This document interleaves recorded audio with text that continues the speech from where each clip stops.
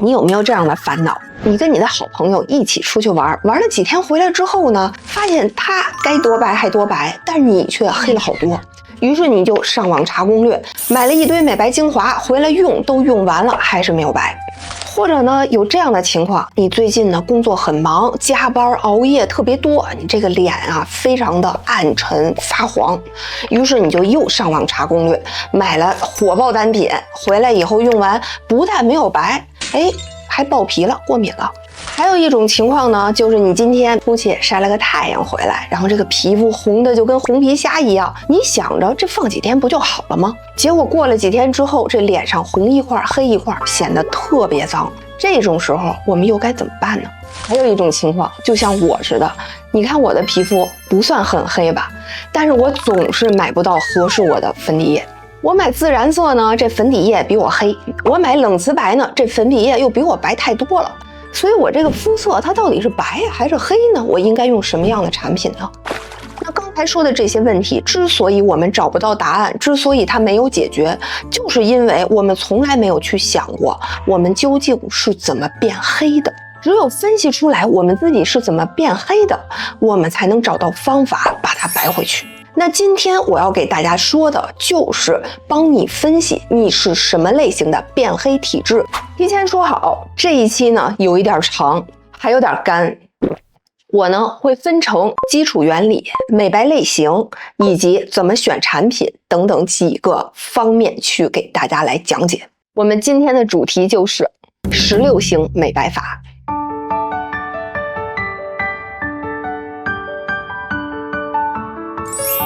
想知道怎么美白，我们就要首先知道我们是怎么变黑的，我们的变黑的全流程是什么。这个基础知识其实非常重要，因为很少有人会关注到我们美白的钥匙其实就埋在这个变黑的全流程里面。首先第一步，一切类型的变黑，它都是从一个刺激开始的。这个刺激呢，可以包括外界的和自身的。外界的呢，比如说被太阳光晒了、熬夜了、吃辣椒了、空气污染，还有等等等等。那这个内在的呢，比如说最近压力太大了，内分泌失调了，饮食不规律或者感冒了、生病了，这些都是内在的原因。不管是外在的原因还是内在的原因，它对身体来说都是一种刺激。刺激源呢，会对我们的皮肤细胞产生不同的伤害和影响。那这些刺激呢，它会产生不同的物质和信号，而我们的皮肤上有相关的受体接收到这些刺激。这块呢，其实是有一个体质差异的，就是有人接收刺激的能力特别强，特别敏感；有的人呢，就稍微的迟钝一点，耐受性强一点。当我们的皮肤细胞接收到这个刺激源之后，我们的身体会同时发生两个现象。一个呢，就是我们皮肤里面的胶原蛋白因为这些刺激源直接出现变性分解，表现到我们肉眼可见的现象呢，就是这皮肤虽然说不上黑，但是就是不那么通透了，显得很暗沉很黄的样子。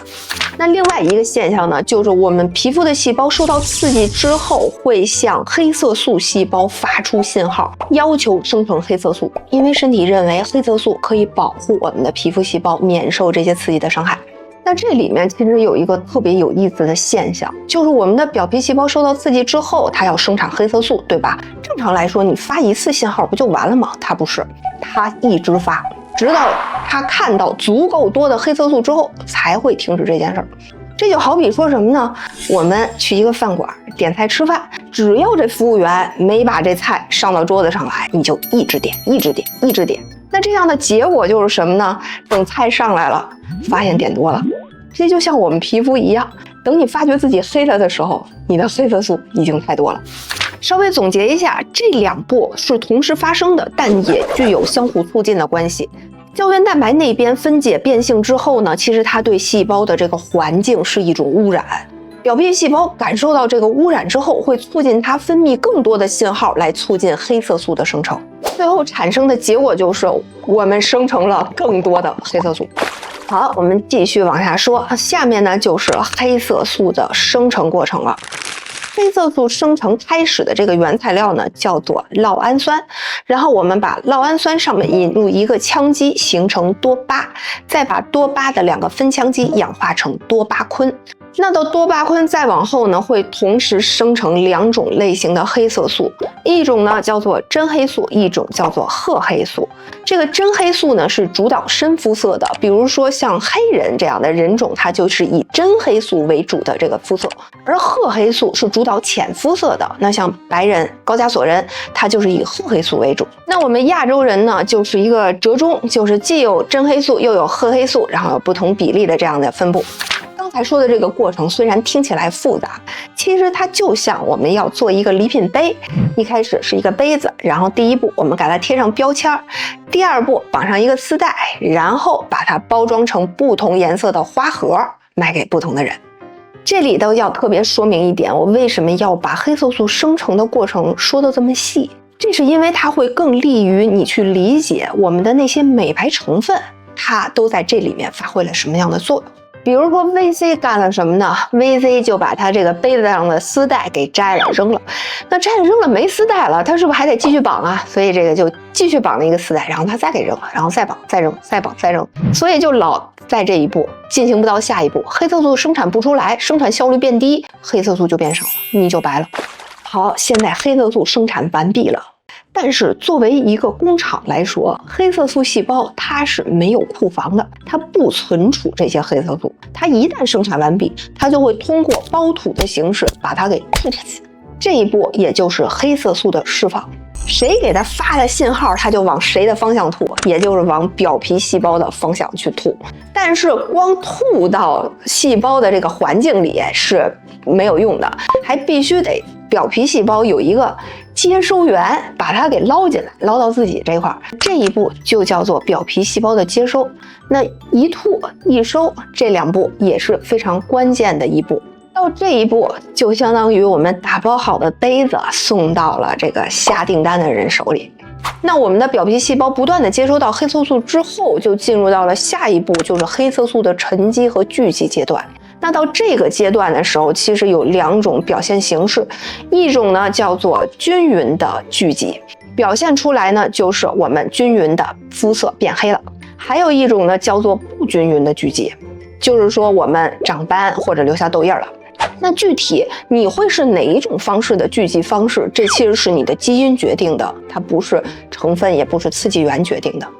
那这些黑色素聚集在我们的表皮细胞之后，这个流程还没有结束，因为我们的表皮细胞它也有自己自然的生命周期，它会逐渐的老化、死亡，变成角质层，然后最终脱除离开我们的身体。而在这个过程，它也是一直携带着黑色素进行的，所以最终我们的黑色素会进入到死亡的角质层，然后最终离开我们的身体。那当角质层带着我们的黑色素一起走了的时候，这个整个的黑色素生成代谢的流程才算全结束了。好了，那变黑的全流程就介绍到这儿，很长很复杂，记不住没关系，先有一个大概印象就可以了。因为我们下面要以这个9步的变黑流程为理论基础，给大家介绍今天的重头戏，也就是4种变黑类型。这个变黑类型呢，它不是一个基于单一化学理论的一个东西，它是基于我10几年的临床经验，同时核对理论，最后归纳出来的4种变黑体质。那这4种类型不分先后，不分主次，分别是晒黑型、暗沉型、红黑型，还有黄气型。先说晒黑型。这种类型的典型就是我们开头讲的，你跟朋友出去玩，他回来还挺白的，你黑了2个度。这种体质表现出来的就是你晒黑的速度比别人快很多。那这类体质的特点就是刚才我们介绍的9步变黑流程中的第6步和第7步，也就是黑色素的释放和黑色素的接收，这2个动作比别人快。那为什么不是说生产的比别人快呢？我给大家说一个时间轴。当你接收到刺激，开始发出信号的时候，大概需要1到24个小时，而你生产黑色素的全过程大概需要24到72个小时。也就是说，你现在接收到了被晒的这个刺激之后，等你发现自己黑了，起码要2、3天以后。那像这种早上晒完了以后，晚上回来看见就显黑的，它一定不是现生产的黑色素，而是皮肤里边已经生产出来，但是还没有搬运、还没有被接收的黑色素被迅速的调动起来、被释放、被吸收了，所以它才会晒黑的这么快。那这类体质怎么办呢？就是针对步骤6和步骤7，也就是黑色素的释放和接收来做文章，去阻断和减少这2步的兴奋度和速度。这类体质有2个成分特别适合，就是烟酰胺和 EGCG。这里面烟酰胺它干了什么呢？它是阻止胞吐的，也就是把黑色素细胞的嘴给捂上，你这黑色素吐不出来，它就接收不到，你就黑不了。那 EGCG 是干嘛呢？ EGCG 是把表皮细胞接收黑色素的那个小手给砍断，你到不了自己的这个细胞的这个体内，你也黑不了。简单的说，晒黑型就是要有针对性的来降低黑色素转运的过程，也就是释放和接收的过程。类型2，暗沉型。这种类型呢，就是典型我们开头说的第2个例子。你最近工作比较多，经常熬夜，然后作息紊乱，结果皮肤看起来就不通透了，显得面如死灰的，而且发黄暗沉。这种类型呢，其实在生物学上会被归纳为自由基型代谢紊乱症。它就是说，当你的这个作息紊乱之后呢，你的这个身体里面自己产生自由基会暴涨。关于自由基是什么呢？我在之前的视频里面介绍过，自由基就是细胞拉的粑粑。当我们的这个身体环境产生了大量的自由基之后，皮肤细胞也会接收到这个刺激，而这种体质的人，他接收刺激的能力非常强，而且对于刺激反馈的这个敏感度非常高。造成的后果呢，就是不光胶原蛋白会变性分解，而且呢会去大幅度的促进黑色素的这个产生。所以这种类型，我们核心就是要针对步骤2，也就是我们的皮肤感受刺激的这个步骤做文章。那这个刺激源有哪些分类呢？我大概给它分成了4个基本分类，就是氧化、羟基化、糖化和蓝光4大刺激源。那我们选的这个成分也就聚焦在了抗这4大类刺激源的成分上。比如说抗氧化和抗羟基化表现非常优秀的 VC 家族。VC 家族呢，包括原体 VC、AA2G、SAP、MAP、VC 乙基醚和 VCIP。VC 家族呢，几乎全家族的成分都非常能打，但是有一个成分就是 AA2G 这个成分，因为我们皮肤里面缺少一种酶，没法把它分解，所以呢，它的生物转化率和利用度就低，效果就不太好。除了 VC 之外呢，抗氧化、抗羟基化的成分还有很多，比如说像阿倍酸、虾青素、EUK134、Lipochroma 等等，很多具体的产品呢，我们在后面给大家详细介绍。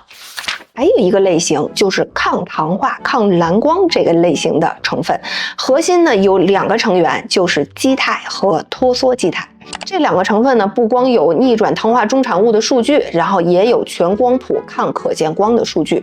类型3，红黑型。这种型呢，其实经常拿出来跟晒黑型一起说，就像我们开头举的第3个例子，就是说你出去晒完太阳之后，脸红的跟红皮虾似的，过2天呢就红一块黑一块，显得人的肤色特别脏。这种情况呢，就是我们受到了日晒这个刺激之后，皮肤迅速反映出来了炎症，而炎症触发了黑色素的合成，形成了黑色素，造成我们的肤色变黑。那这类体质的特点是步骤4发出生成黑色素的信号比别人快，和步骤8沉积聚集黑色素的这个精准度和速度比别人更强造成的。其实这类体质可能还有一种比晒红变黑更普遍的现象，就是痘印。因为我们长痘的时候，局部呢产生炎症，然后这个炎症造成皮肤细胞疯狂的发送生成黑色素信号，而且黑色素还能精准的再反过来沉积和聚集在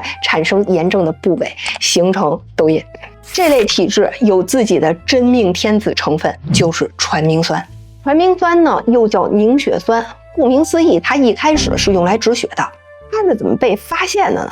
上世纪70、80年代的时候，有人发现用来治疗大出血的这个病人，在注射了这个传明酸之后，人变白了，黄褐斑变淡了。然后引发了一系列的讨论和验证之后，发现原来传明酸可以美白。那传明酸之所以是红黑型的真命天子，就是因为它是专门针对步骤4，也就是发送信号来工作的。传明酸阻碍了表皮细胞向黑色素细胞发信号，那你这个信号发不出来，这个黑色素它就生成不了，你不就黑不了了吗？第4种类型，黄气型，这种类型可以说是我们东亚人的专利了。很多人呢，其实皮肤并不黑，如果你去对照这个肤色的色卡去看，反而可能还挺浅的，一点也不深。但是呢，就莫名其妙了，就像我们开头讲的那个例子，我自己的例子，我去买粉底液，买自然色黑了，买象牙色又觉得买白了。那像这种呢，核心呢就是我们的肤色的这个色调不够白。在变黑的全流程中，有3个关键的节点，就是步骤3，胶原蛋白的变性；步骤5，黑色素的生产；和步骤9，黑色素的代谢。那我们刚才说的黄气型这种体质，其实它没有一个特别显著比别人高或者比别人快的步骤。那这种情况，我们就需要针对变黑流程的这3个关键步去使劲儿。那步骤3对应的成分呢，跟我们刚才介绍的第2种类型，也就是暗沉型对应的这些，它是有一定重叠性的，可以去参考。这种类型比较不一样的点，就是针对步骤5和步骤9的相关成分上。步骤5，也就是我们要去抑制黑色素的生成。刚才给大家讲变黑9步的时候，举过一个 VC 的例子，就是说这 VC 干什么了呢？就把这杯子上的丝带反反复复的给它摘下来，然后呢，生产过程这个绑丝带的过程就要反反复复的重复，然后以此来紊乱了整个生产流程，来降低了黑色素的形成。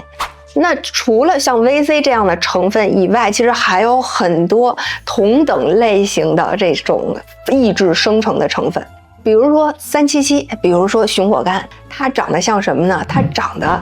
像这个杯子，它呢偷偷去偷梁换柱，给这个杯子换下来了。但是你想，你给它绑丝带贴标签，它最后也变不成那个礼物，对不对？变不成那个黑色素，所以黑色素的生产就被他们这样给扰乱掉了，给中断掉了。那步骤9，也就是黑色素的代谢分解这个节点呢，也有相应的一些比较适合的成分。比如说之前我们在资生堂美白成分那期介绍过的 4-MSK， 它就是通过保证这个角质细胞的正常代谢，来保证黑色素正常代谢的速度。还有呢，比如说我们可以用一个酸，然后来剥脱角质，那死皮里面的黑色素就因此被一起带走了。你的皮肤总体的黑色素含量降低了的时候，你看起来也会白一些、亮一些。OK， 那4种变黑类型我们现在就介绍完了。其实我特别想说一件事，就是以往对于美白的这个研究呢，它是基于我最开始说的这个变黑9步流程的，所以它会得出什么结论呢？就是说，如果你想美白的话，你要去抑制生成，你要去促进分解，你要去抑制转运等等。但其实我们每个人的体质都是非常不一样的。其实这个黑色素生成的流程，就像我们体育考试跑那个1000米。有的人呢一开始冲刺跑得快，有的人呢最后冲刺跑得快。那你想，我们的目标都是阻碍他，让他不能跑完这1000米的话，是不是在他冲刺的时候阻止他效率最高呢？这也就是为什么我们针对不同的变黑体质来搭配成分的时候，才能实现美白效率的最大化。到这儿，16型美白法的原理部分和4种变黑类型咱们就都讲完了。下期我们讲讲4种肤质类型，如何使用美白法的16宫格，还有相关产品的大汇总。如果你觉得这些信息对你有帮助，或者你喜欢听科普、看测评的话，欢迎点赞、订阅、加入我的频道。